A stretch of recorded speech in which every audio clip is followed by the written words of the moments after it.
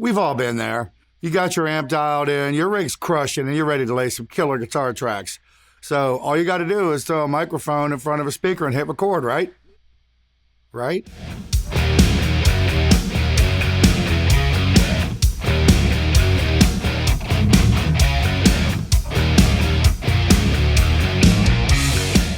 Hi, I'm Steve. Welcome to my studio.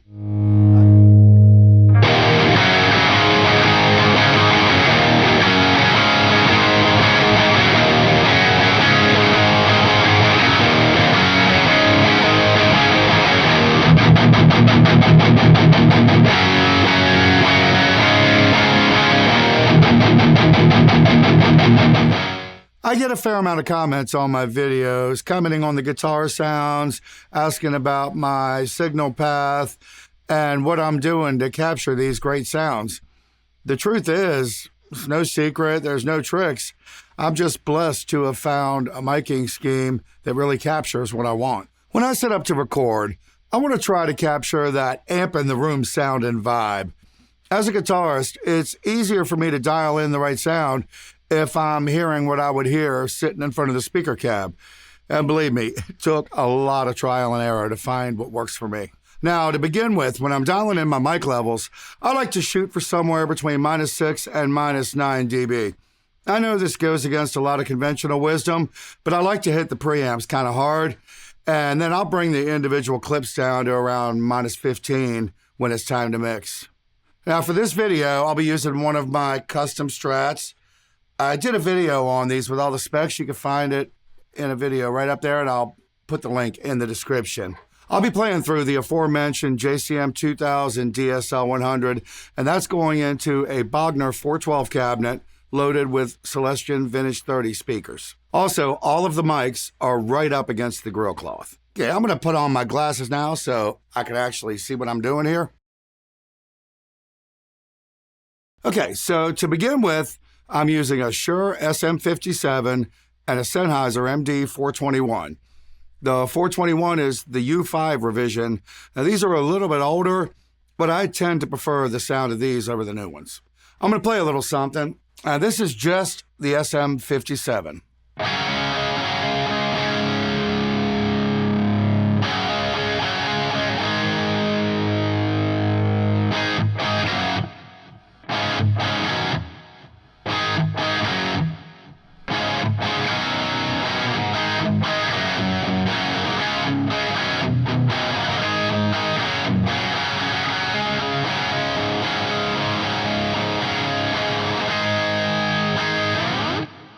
Okay, now I'm going to bring up the 421, put that to roughly the same level.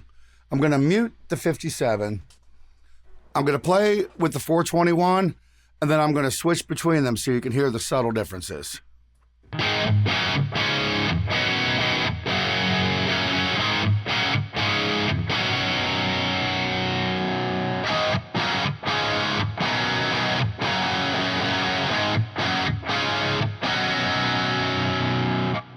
So you can hear there's a little bit of a difference in sound, and it's the combination of these sounds that make it such a great combination.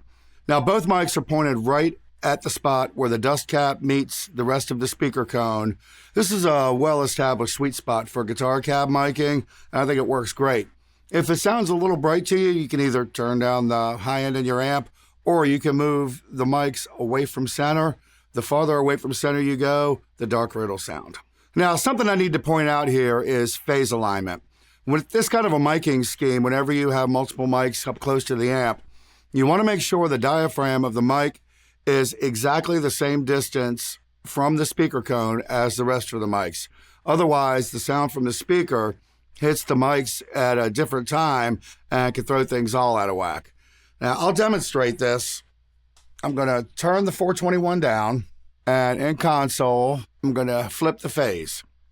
Now, as I bring the 421 up, you'll hear it start to hollow out as the two mics start to cancel each other out.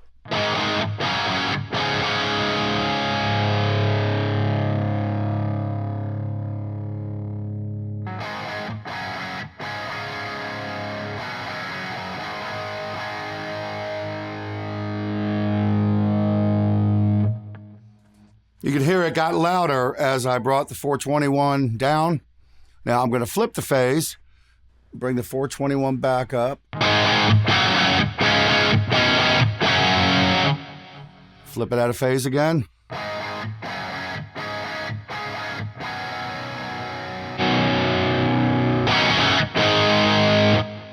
It's a pretty big difference and definitely something you want to watch out for. Now, sometimes this can be used for effect. If you think of the song Money for Nothing, that guitar sound resulted from one of the mics falling out of phase. But effect notwithstanding, you want to make sure that your mic diaphragms are equidistant from the speaker.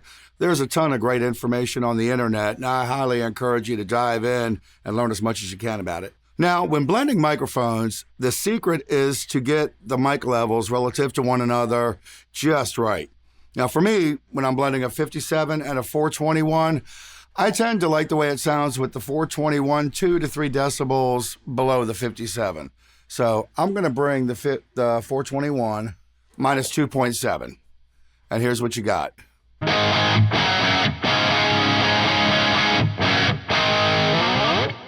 I think that sounds great. It would probably work great in a mix. We can do better. I like to fatten up the low end with a ribbon mic.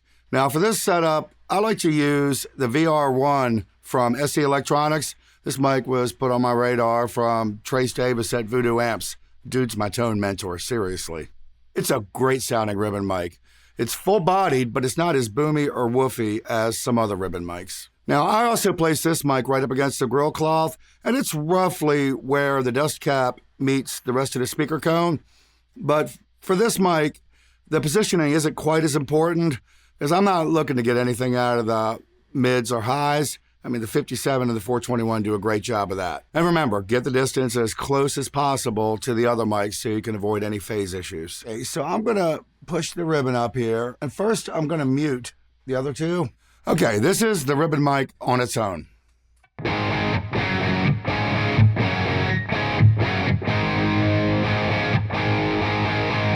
It's pretty dark.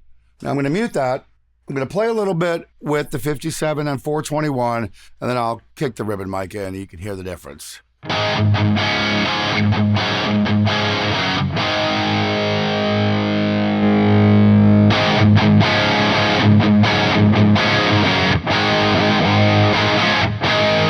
So you can hear when I added the ribbon mic, it just got fatter.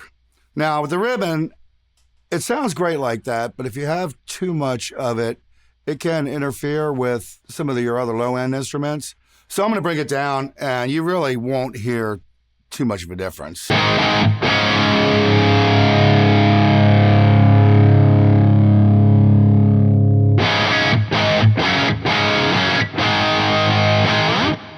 Now, using a ribbon mic in conjunction with a dynamic mic is nothing new. Guitarists have done that for decades. But I really like the complexity and the highs and mids that I get with the 57 and the 421 combined, and I didn't want to sacrifice that. So I decided to try those with the ribbon, and boy, I'm glad I did. To my ears, it sounds great, but we can do better. So I wanted to give the sound a little more of that amp in the room sound. I tried using a couple condensers as room mics, and that added some space, but it really didn't give me the sound I was looking for. Then I remembered an article I had read where engineer Tony Platt recalled how he achieved those iconic guitar sounds on AC/DC's Back in Black album. He said he used a Neumann U87 and U67 on each cabinet. Then I recalled another article where he said he had taken one of those and put it dead center of the speaker. Now, I had just picked up a couple of vintage 67s from Jay-Z microphones, so I figured, what the heck, give it a try. I threw the mic right in front of the center of the speaker cone, up close, went into my control room, and that was it. That's what was missing. What I was hearing coming out of my studio monitors was damn near what I heard standing right in front of the speaker cabinet. Okay, so like I did with the ribbon, I'm going to bring the condenser up, and this is the Jay-Z microphones, vintage 67, dead center of the speaker.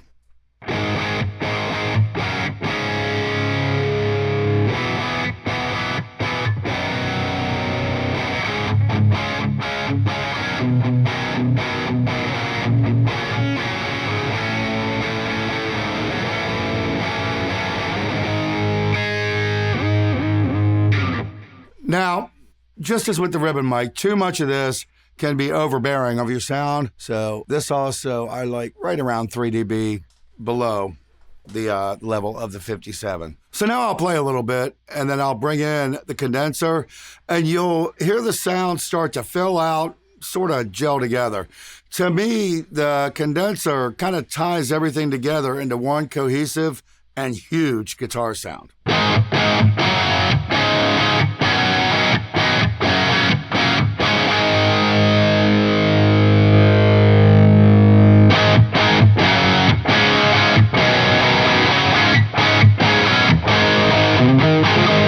Now, in this video, I've done everything so far with sort of a mid-gain kind of sound, maybe a little bit more than mid-gain, but I didn't want it super overdriven because I wanted you to be able to hear everything. But this also works great with super overdriven, heavy, crunchy sounds. I'm going to click in my BB Boost pedal from Xotic Effects.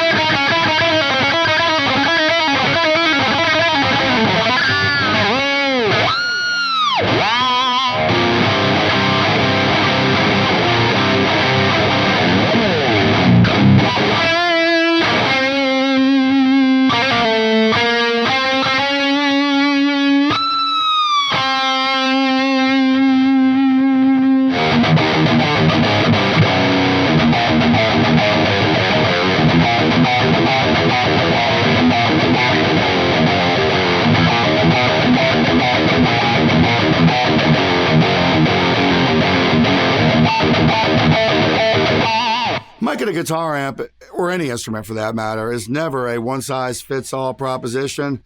Different guitarists, engineers, producers all have their own ways of getting what's in their head down onto tape. And the right sound changes from song to song, heck, from part to part. For me, though, at the end of the day, it all depends on what I'm playing, where it's going, and what the part's place in the song is.